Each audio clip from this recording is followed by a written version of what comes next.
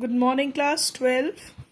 We are starting here with you with your second chapter now. It's Lost Spring. This is the stories written by Anise Chung, and when we read this story, we find the very pitiable condition of poor children uh, whom we see even in our surroundings. Children from poor backgrounds used to suffer a lot. See, these children, they are living in very bad conditions, they are working and even earning their livelihood, and they are living in such a bad condition that they don't even get the bare food, even they don't get food to eat proper. So talking about education, it's far of their reach. So it is not that it is the condition of very early time, but we still find such children in our surroundings.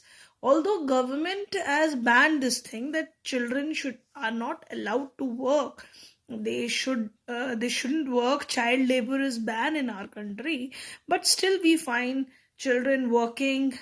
Maybe their financial condition is not good, they are very poor, and obviously food is the first requirement of a human being. For that they work.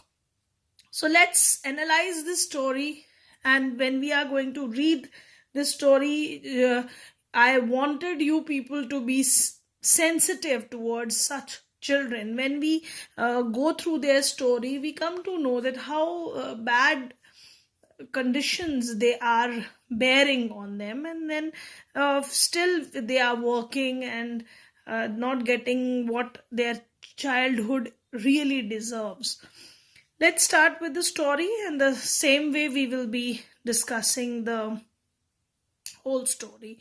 See, Annie's talking about the author. She is born in Raulkela, and she spent her childhood in Hyderabad, in young age also in Hyderabad, and even her education she got in Hyderabad and United States of America. So her parents were also writers. In East Chung, her parents were writers, and she started her career as a writer in India, and many columns in many famous newspapers she used to write in India and abroad. And thus, this story is part from her book, Lost Spring. This is the subtitle, that is Stories of Stolen Childhood. And we are going to understand how poverty make these children exploit, their life is exploited through this poverty. Now let's start with the chapter. Sometime I find a rupee in the garbage. This is a part of conversation where a child is speaking to the author that he finds the child find rupee in the garbage. Why do you do this? I ask Sahib, whom I encounter every morning scrounging for gold in the garbage dumps of my neighborhood. Sahib left his home long ago, set amidst the green fields of Dhaka. His home is not even a distant memory. There are many storms that swept away their fields and home, his mother tells him. That's why they left looking for gold in the big city where he now lives. Now, this is the beginning of the story where the author is talking to a child who is searching for rupees in the garbage. And this child name here is Sahib, and Sahib is we find that he every time is scrounging for gold. Scrounging word means when you are searching for something. It's not actually he is searching for gold in the garbage, but actually he is searching for the livelihood, the way they earn money through garbage dumps. Children used to search for garbage and they sell that, and through that whatever money they get, they earn their livelihood through that.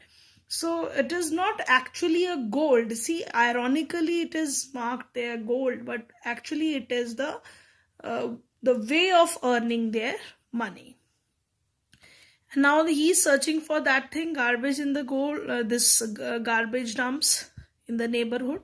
And when the author is talking about their past, he this child came from Dhaka. Dhaka is the capital of Bangladesh, and from Bangladesh they came there.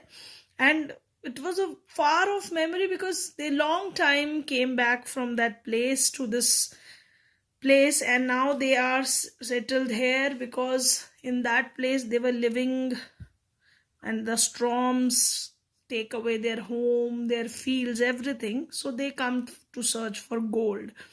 Gold again means they come to earn their livelihood in the big cities, and now they live in this big city only. I have nothing else to do, he mutters, looking away. So this author, when she was talking to this child is saying, I have nothing to do. When this question was asked from in the beginning, that why do you do this, so he answered this question here, that he has nothing to do. And the author immediately said, go to school. I said, Ghibli, realizing immediately how hollow the advice must sound. This line means a lot. Ghibli here means she immediately said that the child should go to school. Uh, Although the hollowness of the statement is there, because when a child who is not even getting food, uh, so how can we talk to a child that you should go to school, instead of earning your livelihood you should go to school? So that's why she's saying that this advice sounds very hollow. Unless we build that kind of infrastructure for these children, it is very uh, hollow to give such kind of advice. It doesn't sound serious when we are giving such advice to the children who are not even getting the food to eat properly. So there is no school in my neighborhood. When they build one, I will go. So to answer to this question was very general by this boy Sahib. He said that when the school will be built for us, I will definitely go to school. So we find in this statement that these children are not even getting schools for their education in their surroundings. Now, if I start a school, will you come? I ask, half jokingly. Now, this author is generally we make such statements. She also said that if I'm going to make a school, will you come? And half jokingly refers to, she was not serious actually that she is going to build a school, but she simply said that thing. Yes, sometimes we are being very insensitive by making such statements to poor people, where we wanted to show our idealism, but actually it doesn't sound good. So yes, he says, smiling broadly, and the child very simply say yes, he will come to school, and he smiles broadly. A few days later, I see him running up to me, is your school ready? So that's how this, after some days, that child come to this authoress, and he asked that question from her, that is your school ready? So she simply says, it takes longer to build a school. I say, embarrassed at having made a promise that was not meant. So she had said that statement, but she know that thing, she didn't mean to promise to making a school for that child, but promises are mine abound in every corner of his bleak world. So this again statement has a very deeper meaning there, where it so says that such kind of promises are made by now and then by everyone to such people, where they are, and abound means they are excess, they are found in plenty in every corner of their joyless world. Bleak world means joyless world. So these people are in habit of getting such kind of promises from people everywhere in the world. So it was not a new thing for this child. After months of knowing him, I asked him his name. So after knowing this child for so long, now this author asked name from the child, and Sahibe Alam he announced. So his name was Sahibe Alam. He told his full name to the author. He does not know what it means. The child does not know the meaning of its name. If he knew it means Lord of Universe, he would have a hard time believing it. The author is telling us the name of meaning of that name. What's that means? That means the Lord of Universe. Again, very contradictory to the situation of that child who is really living a very hard life. Opposite to it, his name is the Lord of Universe. So he would not believe the meaning of its words. This child does not know the meaning of its name. Unaware of what his name represents, he roams the street with his friends, an army of barefoot boys who appears like the morning birds and disappear at noon. So he was not aware. Unaware means he was not realizing this, what the name, his name means to him. So, but he is simply roaming on the street with his friends without any shoes, nothing. They just roam on the street, just like the birds used to come and they disappear in the noon time. During early morning, they come on the street, and during the daytime, nobody sees those birds. Same way, these children were there, scrounging for food. Over the months, I have come to recognize each of them. Now, so after a few months, she came to recognize these boys who used to come like that on the street. We find such children even in our surroundings who are searching for food. They are searching for garbage in our neighborhood. We keep on scolding them now and then. This is the harsh reality even in our country. Why aren't you wearing chappals? I ask one. My mother did not bring them down from the shelf, he answers simply. See how very naturally this child is avoiding his present situation. He don't have chappals to wear, but he says that my mother, why she's not wearing chappals? So he said that my mother don't have it on the shelf. Whereas the reality is that the child does not have even shoes or slippers to wear. Even if she did, he will throw them off. Add another who is wearing a shoes that do not match. Now another child who is saying that even if he is given those shoes to her mother would have given him shoes, he is going to throw them away because he don't like to wear unmatched shoes.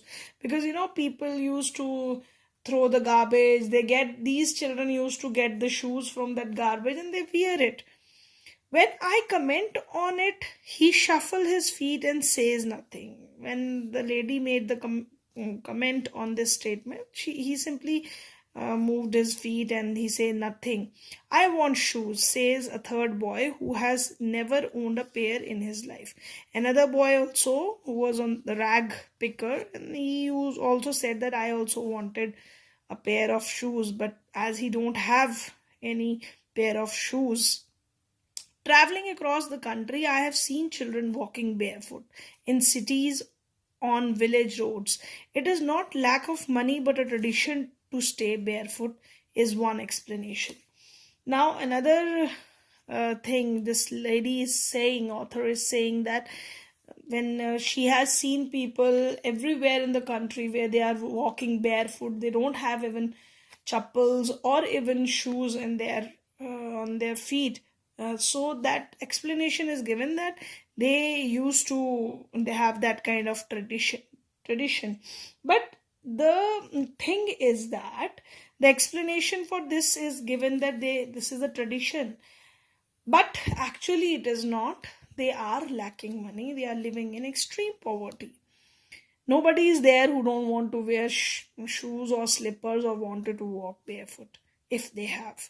I wonder if this is an excuse to explain away a perpetual state of poverty. And see, the authoress is coming with the sensitive point. This is an excuse made by people that yes, this is the justification that people have that tradition, but this explains the perpetual state of poverty. Perpetual state of poverty means the never ending poverty conditions, the conditions which are not going to change, the extreme poverty they are living. So this is the reason that these people are walking barefoot. I remember a story a man from Udupi once told me. As a young boy, he would go to school past an old temple where his father was a priest. He would stop briefly at the temple and pray for a pair of shoes. 30 years later, I visited his town and the temple, which was now drowned in an air of desolation. Now, here, this authoress remembered a story about a man who lives in Udupi. Udupi is a place in South India. So he says to him that when he was a young boy and when he used to go to school and he passes by a temple nearby, and his father was a priest there. So what he used to wait, he stops there for a brief time, short time at the temple, and what he asked from the god, a pair of shoes. And now 30 years later, when she visited the town and this same temple, now this place is no more. It is the place of desolation. It is a lying waste. No one used to come there. In the backyard where lived the new priest, there were red and white plastic chairs. Now, when she went this place again, she find that a new priest is there and plastic chairs she could see there. A young boy dressed in a grey uniform, wearing socks and shoes, arrived panting and threw his school bag on the folding bed. And now what happened when a child who was wearing very good dress, wearing socks, shoes, he was arrived panting. Panting refers to he was tired a lot and he was breathing heavily. And he threw his school bag folded on the bed. And when looking at the boy, I remembered the prayer another boy had made to the goddess. So looking at this child who was wearing a uniform, a well dressed up child, and she remembered that old boy who used to ask for shoes in the same temple, let me never lose them. And what she remembered about that boy, that the prayer another boy had made to the goddess when he had finally got a pair of shoes. What when he got that pair of shoes, what he used to pray to the goddess, that let me never lose these shoes. So the goddess has granted his prayer. Young boys like the son of the priest now wore shoes. So earlier time when these people were not having even shoes to wear, but they were getting the shoes now. But many others like the rag pickers in my neighborhood remain shoeless. So why the author is remembering this thing, that many years back the children who were not having shoes, they asked from the goddess and now they have it. But they wanted to remain with these facilities of whatever facility they got, they should live with that kind of. But she says that in the present scenario, even still many children like these children who work in the neighborhood, these rag pickers, they are still not having those facility of getting the good shoes, or their condition is not like that. So, my acquaintance with the barefoot rag pickers lead me to Simapuri, a place in periphery of Delhi, yet miles away from it, metaphorically. Now, her acquaintance with the barefoot, her acquaintance here refers to her introduction to these barefoot rag pickers. She's talking about these children who used to pick rags in the nearby place. This place name is Simapuri. It is a periphery of Delhi. Periphery is a suburb just near the Delhi, but yet miles away from it, metaphorically. Now, the author wanted to represent this thing that Delhi is a developed city, big city, capital of India, but still these children were not even having this basic living they don't have any facilities, nothing like that. So they are miles away from it. Although they are near this city Delhi, but they are miles away from it. Those who live here are squattered who come from Bangladesh back in 1971. So these people who live here, they living in Simapuri, they come from Bangladesh in 1971, and this Sahib family is among them. Simapuri was then a wilderness. At that time in 1971, this place was wilderness, means this was wasteland. It still is, but it is no longer empty. Again, it is a wasteland only, but now people live in this place. It is not an empty place. In structure of mud with roofs of tin and tarpaulin, devoid of sewage, drainage, or running water, lives 10,000 rag pickers. So, author is describing us the condition of these people, that they live in the very temporary kind of mud houses here. No proper facilities of sewage, drainage, but 10,000 rag pickers used to live there. They have lived here for more than 30 years without an identity, without permit, but with ration cards that get their names on voter lists. So these people who are living there, they still have, they don't have their identities, they don't have proper facilities in that area, but these people have ration cards so that their name should be on the voter list. So that also represents how politicians make use of these poor people for their benefits. They are not providing any good facilities to these children who are living in this place for more than 30 years, but their only thing, their name is on the ration card, so that their name could be on the voter list, so that the politicians could be benefited from it. So this list enable them to buy grains only, and food is more important for survival than identity. So these people also don't bother for their identity cards, their identity proofs, but rather they are more bothered for food, because food is very important. So if at the end of the day we can feed our families and go to bed without an aching stomach, we would rather live here than in the field that gives us no grain. So even these people have no expectation. They simply want that at least whenever they are going to sleep, when they are going to bed, their stomach should not be empty. They should have enough of food. So say a group of women in tattered saris, again their condition is highlighted here, that these women who are saying this thing, that if they have food they don't need anything else. So their saris, tattered saris means torn saris. It represents their very pathetic condition, that they don't even have the clothes, proper clothes to wear. When I asked them that they left their beautiful land of green fields and rivers, so this was the question asked by the author, that why they left their green fields and rivers. So she said that they basically need food, that's why they are there. So whenever they find food, they pitch their tents that become transit homes. Children grow up in them, become partners in survival, and survival in Simapuri means rag picking. So these people are living the life like that, temporary living in these temporary house, transit house refers to small houses, and their children also grew in these temporary houses, and they even become partners in this temporary house. So this is how these people are living their lives, how they are surviving. And survival in Simapuri means rag picking. This was their work. They used to pick rags. Through the years, it has acquired the proportions of fine art. So these people have acquired this proportion here, means this form of a fine art for them, because garbage to them is gold. Again, I'm telling you this thing, that garbage to them is gold, means the means of earning.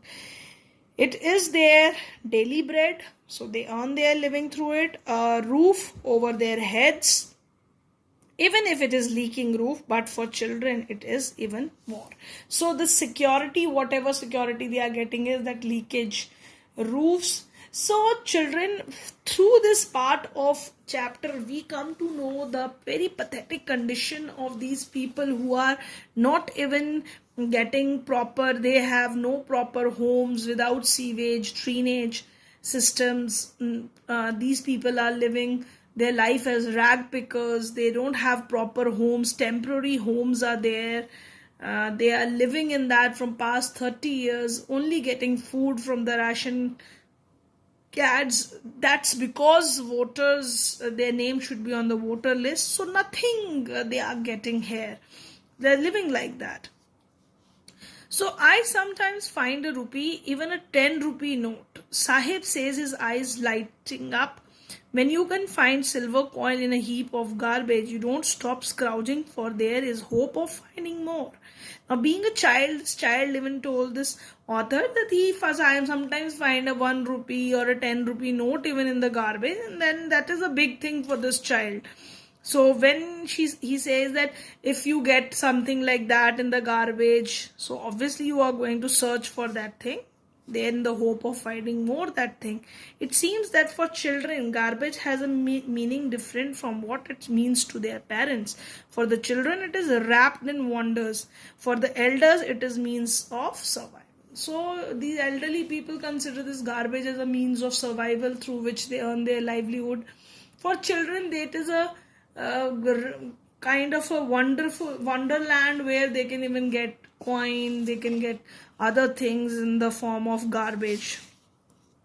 So one winter morning, I see Sahib standing by the fenced gate of neighborhood club, watching two young men dressed in white playing tennis. I like the game, he hums, content to watch its standing behind the fence. So when author finds that this child was standing near in the club where people were playing tennis, and he was, people who are playing tennis, they used to wear white clothes, they were playing the game. So she asked that child that he likes that game, so he was standing behind the fence and watching it. So it also tells us that these children are obviously, they are children earning their livelihood in this young age, which is the time to play, but still they are children and they like to play things. So these children also like to play, and that's why he's standing behind that fence inside when no one is around, nobody was there, he was seeing that people playing. So he admits that the gatekeeper lets me use the swing. So he says that the gatekeeper allows me to use the swing, and he used to enjoy that swing. Sahib too is wearing tennis shoes that look strange over his discolored shirt and shorts. Someone gave them to me, he says in the manner of an explanation. When the author look at this child, and she says that he was also wearing tennis shoes, and it was like looking different because his clothes were very much discolored and his white shoes were shining. So he give that explanation that somebody gave it to him. The fact that they are discarded shoes of some rich boy might have given it to him, discarded ones, who perhaps refused to wear them because of the hole in one of them, does not bother him. For one who has walked barefoot, even shoes with a hole is a dream come true. But the game he is watching so intently is out of his reach. So here the author is trying to explain us that rich people discard the things, and they are the things of joy for these poor children who don't have even anything to wear in their feet. So even no matter there is hole in that, but they are very important for this child who is not having any shoes. But this game he was watching intently is out of his reach. Because why it is out of his reach? Because these children have no time to play, because they have to earn their livelihood. This morning Sahib is on his way to the milk booth. Now one day again, the author noticed that this Sahib was going to the milk booth. In his hand, a steel canister, a small container was there. Steel container was there in his hand. I now work in a tea stall down the road, he says, pointing in the distance. I am paid 800 rupees and all my meals. Does he like the job? I ask. His face, I see, has lost the carefree look. Now when the author asked, do you like this work, where he was working on the tea stall where he was getting rupees 800 and even the meals, so he was not looking that carefree which earlier he was having that look. The steel canister seems heavier than the plastic bag. It's not that steel canister is heavier than that, but actually it is. He would carry so lightly over his shoulder. The bag was his because that work belongs to him, and now he is working under someone. The canister belongs to the man who owns the tea shop. Sahib is no longer his own master. Earlier, when he was doing the work of a rag picker, he was the master of his own wish. He used to run here and there picking up the rags, but now he is working under some man. So we'll be doing it till here in this class today, and you will be really feeling pathetic understanding the condition of this Sahib Alam, who was a boy from Simapuri, and we find that he is earning his living, don't have even the slippers or shoes to wear, and they are not living in hygienic condition, because Simapuri is a very dirty kind of place to live in. But another Sahib has to change his job from rag picking to work in the tea stall, because there he was getting 800 rupees and even his meal. So we find this kind of condition about this child in the city, who came from Bangladesh and living his life in this city. We'll be continuing with this chapter with another child who is living a very pathetic life named Mukesh in the next class. So thank you, class. You'll be doing the word meanings till here. Thank you, class. Thank you.